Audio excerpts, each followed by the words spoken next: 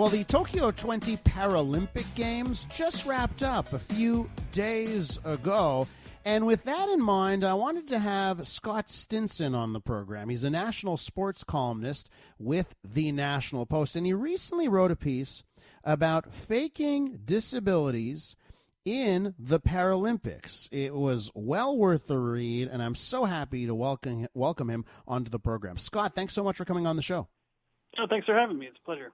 Listen, you began your piece in the National Post with the story of a Ukrainian athlete. Why don't you tell our listeners how you started off that story and why it's so important? Yeah, so I actually came across this a couple of years ago. I was at a thing for the Paralympic media day kind of situation. I was talking to Benoit Huot, who's a Canadian Paralympic swimming legend, basically. And Benoit sort of mentioned in passing that one of the reasons he had retired was that in the Rio Games, he came in fourth in one of his better events, and it was behind three Ukrainians. And as he told the story, it was three guys who seemed like otherwise able-bodied swimmers, but who had been diagnosed with some neurological condition and essentially were suddenly dominant in the Paralympic pool. And as he put it, the guy who won was closer to Michael Phelps in performance than Benoit was to him. So I was kind of surprised when he told me the story. My first reaction was like, would people do that? Like, why would you want to swim or compete in the Paralympics with, a clear advantage over other people who are, pursuing it for the reasons we always think that the Paralympics exist? So I started asking some other athletes about it, and I was kind of surprised to learn that this is a whole thing where there's questions about levels of disability and whether people are altering their performance when they get assessed so that they get assessed at lower classes. And it was a story that I kind of tucked away and wanted to save for when the Paralympics came around. So that's where it came from. And Scott, the question that's in my mind is why? Why would someone fake a disability, to change their abilities? It just doesn't, I sort of get doping in the Olympics, hopefully you don't get caught and you have that edge. But this one I don't get. Did you get closer to that answer as to the why? I mean, I'm like you in that my initial reaction was this just seems crazy. Like, why would anyone want to do that? The whole point of it seems wrong that you would try to manipulate your class. And I should be clear that no one's really suggesting somebody who is, putting on a fake amputee kind of thing. Like, it's not quite that simple. It's more kind of adjusting the level that you're at within the Paralympic range that people are most concerned with. But I think the answer to the question is, in terms of why, is that they're a big business now. The Paralympics used to be a bit of a offshoot of the Olympics, and they were originally conceived as a way for war veterans to be able to compete despite injuries they might have suffered in combat. But they have progressed, and rightly and properly so, into a real athletic venue with real elite athletes, television coverage, sponsorships. Lots of money behind it. And the reality is there's real incentive now for somebody to, if you are a, 5-time Paralympic medalist, that's more value to you than being a 5-time Paralympic performer who maybe comes in 6th or 8th in their division. So if you can get classified in a lower division and be better than everybody else in the field in that division, then you have a better chance at winning medals and a better chance at whatever successes may come down the road. So I think there's sort of individual incentive, and then there can also be countrywide and national team-wide incentive too. Like every team wants to do well, and there might be some countries out there, and I'm not going to, point fingers necessarily, but there are probably countries out there that want to see, better results at the end of this competition than do others, and they'll maybe cut a few corners to try to achieve that. We're with Scott Stinson from the National Post. He's a national sports columnist with the National Post, and we're talking about faking disabilities and some of the other things that we're seeing in the Paralympic Games. They just wrapped up a few days ago in Tokyo. Scott, let's talk about that class manipulation that's happening. So, how is it done? And I guess the question that I include with that is, so how is it done? And at the Olympics, they're keeping track of doping. They're all over it. They want to, they're testing.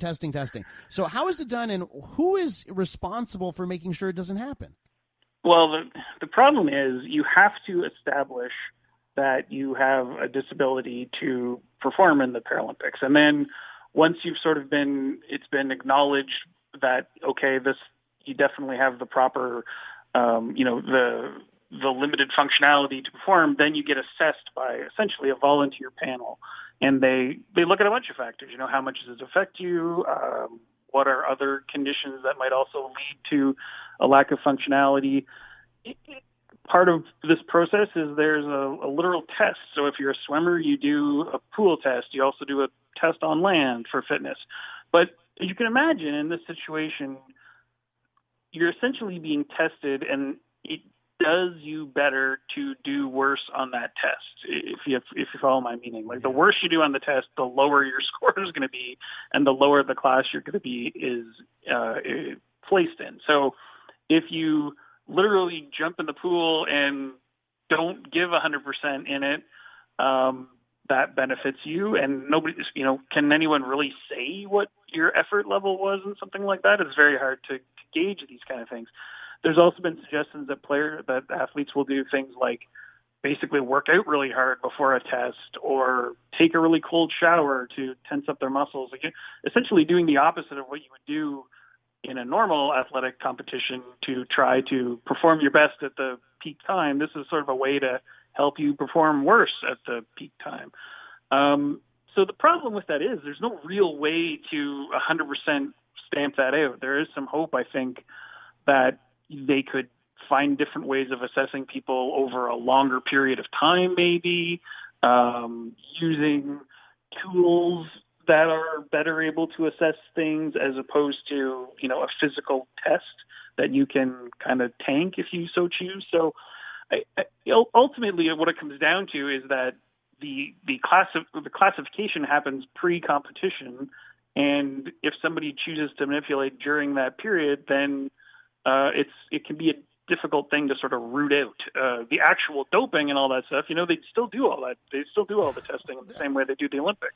Jeez. That stuff's pretty straightforward. But it's this idea of basically trying to bomb your test before you get evaluated. That is something that the whole system, I think, is presently wrestling with. Scott, in your piece, you spoke to a whole bunch of people. There was one moment you spoke to Canadian Katarina Roxon.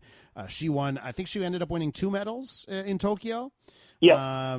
This time around, and the quote from her, it's everywhere. It just seems like it's pervasive. So if it's pervasive, and in the past we've seen champions from the United Kingdom, Australia, United States, all accused of this kind of thing. Is there any hope of stamping it out? I think they have to sort of what the people who are really arguing for improved, perceived policing, I guess, for lack of a better word, is that they do try to choose. It sounds unfair to a certain extent, but you just have to stop taking people's word for it, and stop assuming that their best intentions are at hand here, because clearly there's situations where they are not. So. The problem that kind of happened with Tokyo was this sort of really blew up in terms of a controversy at the World Championships in 2019. That's when there started to be a lot of conversation about it. By that time, it was too late to really do anything for Tokyo 2020. And of course, the pandemic happened and it was kind of status quo. So I think there's a hope now that we're into a new Paralympic cycle that they've got. Well, I was going to say 4 years, but I guess it's 3 years to Paris. And they've got some time to try to solve some of these problems. And I don't know, the sort of broad question is, if enough people are trying to game the system and there's enough interest in enough countries in doing that, can the Paralympics as an institution figure out a way to stop it, and do they necessarily want to try to get into the policing of every last little thing? Because to a certain extent, they're kind of hoping that everyone is doing this for the right reasons, and if they're not, then I think it's going to be very difficult for them to completely solve the problem. But I think the people that have complained the loudest so far feel like there's a big gap between, perfect and better than what they have now, and they'd like to see it closer to perfect and further from the current standard. Scott, I know writers don't necessarily write the headlines in the papers, but I did love the headline with your piece. It takes a particular lack of shame to fake a disability at the Paralympics. So we'll leave it with that headline. I encourage everyone to look it up if they want to read your piece in the National Post. Thank you so much, Scott. Thanks so much for having me on. Cheers. Scott Stinson, national sports columnist with the National Post.